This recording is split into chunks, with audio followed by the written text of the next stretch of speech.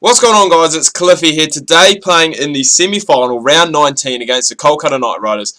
Whoever wins here today goes up against the Sunrisers Hyderabad in the final. Now, we won the toss. I did what I like to do when it comes to playing in semis and playing in finals. Bat first, pressure on, and that is what we did. We posted a massive, I think it was excess of 190, and that was thanks to Robin Utapa, who scored 112 not out off just 68 deliveries. So already an uphill battle for this KKR side, and hopefully we can just keep piling on the pressure, bowling early on, hopefully pick up some early wickets. If not, keep it economical, because at the moment we are leading the wicket taking race by heaps. Like, we are absolutely smashing it.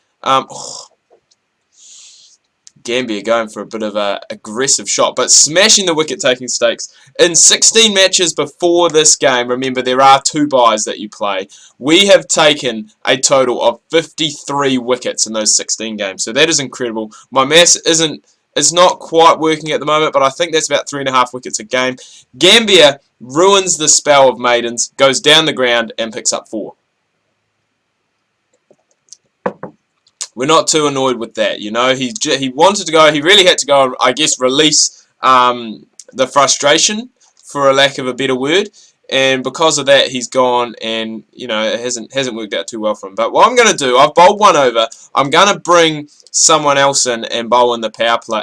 Bowl out of the power play, just because I don't want to go and use myself up too early. You know, we want to be able to go and play through those middle overs where we have been so effective in the past, and hopefully we can go and be effective here with the run rate up above 11 already. So it is, as I said, going to be a very big uphill chase for this KKR side. It's going to be very difficult for them to go and do it. Pune, we have just been incredible throughout the tournament so far, and we're just looking to go and try and cap that off. Now, a lot of people have been saying, and I have been speaking to a lot of people about this, my career, when it finishes. Obviously, it's not finishing for good, but obviously after this game, should we win it, we go off and play in the final, as I said, against the Sunrisers Hyderabad. And then after that, I am going to be taking just a tiny break, just a little break from my career, this career mode. Still going to be doing my batting career on Monday, my career reborn on Friday. So we've still got 2 pretty similar career modes, especially in my career reborn, which is basically the same as this, just on the next generation console. But I've got my first wicket of the day, boys. That's what I was just going to say. So that is our 54th wicket of the campaign. But anyway, what I was just going to say, yeah, new series that is coming up, so you have to keep an eye on my Facebook page to know what is happening for there. It is going to be, well, it's going to be heavily involving you guys as well. So it's something that if you do want to get involved with, definitely go over and check out my Facebook page, because if you don't, you're not going to be able to get involved. You know, basically once it is set, it's going to be it. It's going to be done. It's going to be dusted, sorted, just like that. So we have bowled well in the second over. Remember, the first over we did only go for 4, and that was thanks to Gambia. Oh, Chris Lynn. That was Gambia going down the ground in the power play. We could have almost had a second one there with Chris Lynn. Who knows what he was thinking, trying to go and up the run rate, and we just probably missed leg stump. But 3 for 53 now off 8 overs. 12 is the required run rate, so still needing 144-ish, because it wasn't exactly 12, off these remaining 12 overs. So it is still 145, there we go. Don't even have to do the maths. 145 off 11 and a bit. So Cliffy has just done what he has done all tournament. When he hasn't been picking up wickets in bulk, he has been delivering economically. And that is what you want.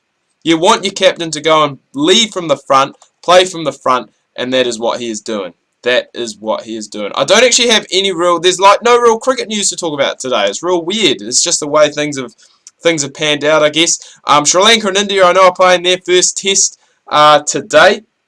Women's Ashes were last night, and someone, I can't remember, there was someone on debut, because women's cricket don't obviously play too many test matches. But there was someone on debut for the Australians who was I think she was batting about number 6 or maybe 7. I can't remember.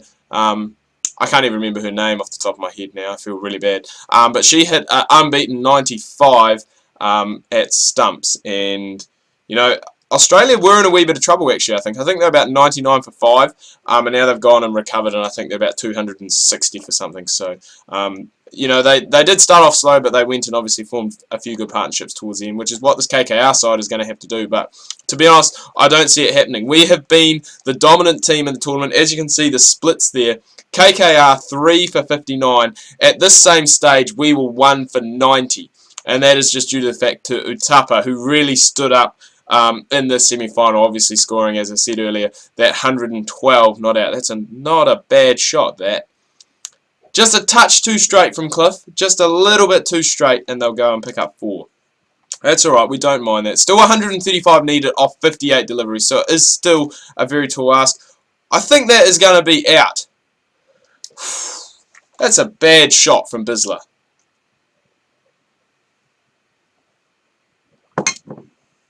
That's going on to hit leg. It was an outswinger as well.